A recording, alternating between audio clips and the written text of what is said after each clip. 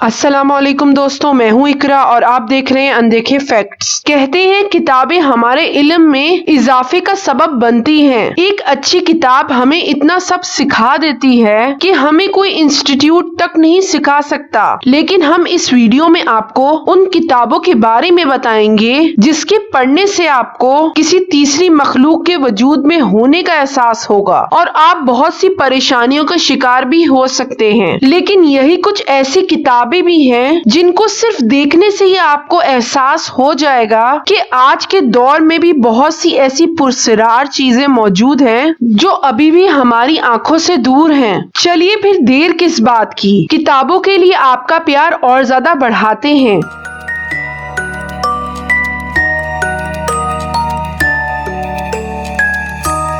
The great Umar से जाने जाने वाली ये किताब 11वीं सदी के पर्शियन पोइट उमर खयाम ने लिखी, जो कि 1859 में बन के तैयार हुई। कहा जाता है ये जहाँ भी जाती है या तो वो जगह तबाह हो जाती है या किसी परेशानी का शिकार हो जाती है। टाइटैनिक का नाम तो आपने सुना ही होगा। 1912 में डूबने वाला ये जहाज किसी ग्लेशियर से टकराकर नहीं तबाह हुआ, बल्कि एक क्रस्ट बुक की वजह से भी डूबा। कहा जाता है कि इस शिप में वो बुक मौजूद थी जो उन लोगों के साथ डूब गई और आज तक अटलांटिक ओशन की गहराइयों में छुपी हुई है।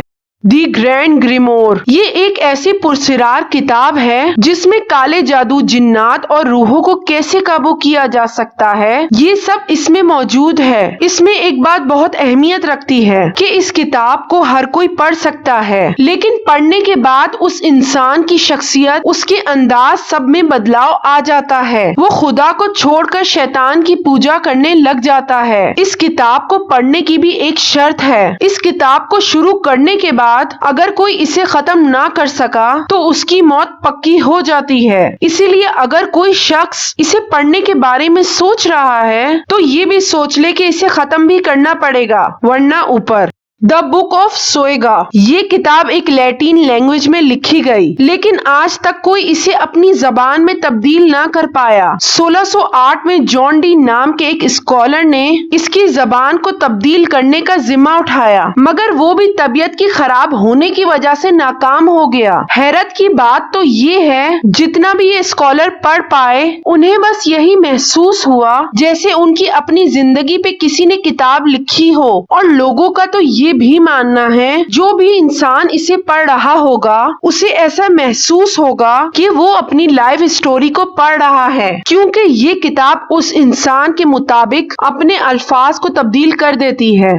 दी नेक्रोनोमिकॉन ये एक ऐसी बुक है जिससे हम मरे हुए लोगों से भी बात कर सकते हैं। इस बुक की एक खास बात ये भी है कि इसमें जो भी अमल करने के तरीके मौजूद हैं वो सब स्टेप बाय स्टेप मौजूद हैं, यानी कोई भी इंसान बड़ी ही आसानी से इसे कर भी सकता है और सीख भी सकता है। लेकिन कहते हैं किसी भी स्पिरिट या रूहों के साथ आपका वो रिश्ता नहीं रहता जो मरने से पहले था। शायद ये बात कोई ना जानता हो कि ओइजा बोर्ड भी इसी किताब के मंत्र से बना है। लोगों को नहीं पता कि रूहें आती आपकी मर्जी से हैं मगर जाती अपनी। दी टर्मिनस हेल इस किताब की कहानी बहुत ही दिलचस्प है। साल 1919 में जापान के सेंजो येसो ने दी टर्मिनस हेल की नाम की पोयम लिखी, जिसे सेकंड नाम की पोइट्री कलेक्शन में रखा गया। इस किताब के पब्लिश होते ही कई लोग मानने लगे कि ये पोयम शापित है। लोगों का तो ये भी मानना था कि